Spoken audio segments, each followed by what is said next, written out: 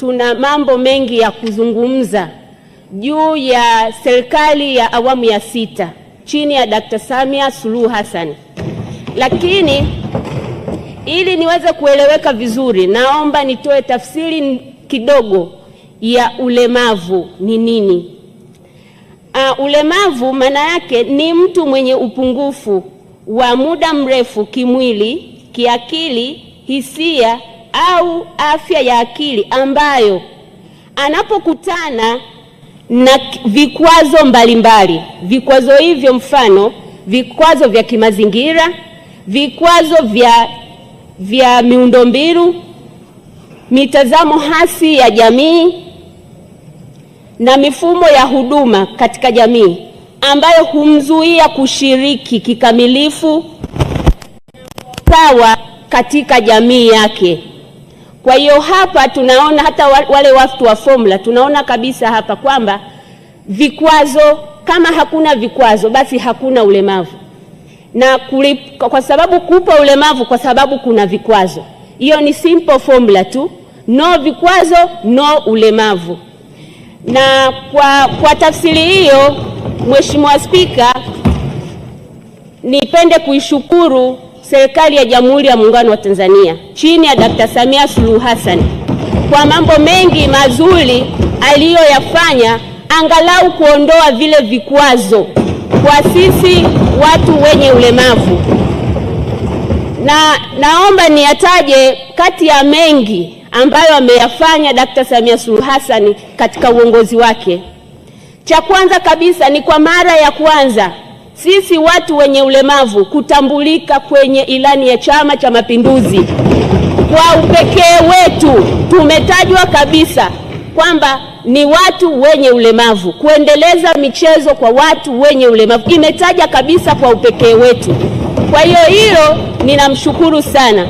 Lakini pia Mheshimiwa Spika, nipeleke pongezi zangu kwa Tume Huru ya Uchaguzi ya mwaka huu 2025. Wote ni mashahidi.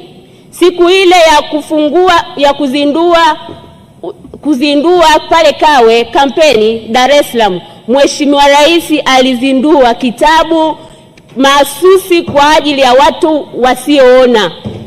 Na hiyo ni mara ya kwanza kabisa. Lakini haijaishia hapo tu.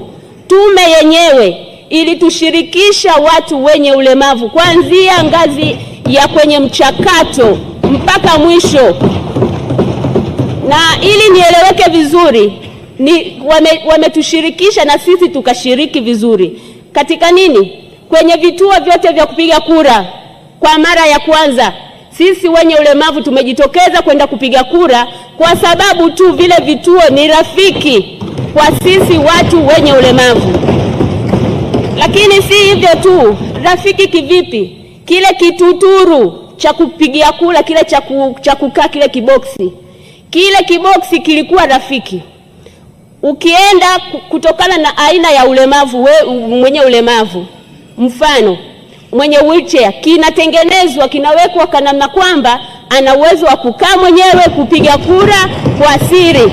Lakini si hivyo tu, siku chache kabla ya uchaguzi, tume yenyewe ilitoa elimu kwa watu wasioona Tanzania nzima zaidi ya 800 kwa jinsi ya kutumia kifaa kwa ajili ya kupigia kura kwa wasioona. Kinaitwa tactile folder, ballot folder, ambacho kile ni mpapaso, kinamwezesha mwenye ulemavu anapiga kura bila kuwa na msaidizi. Na wote tunafahamu suala la upiga kura ni siri na faragha.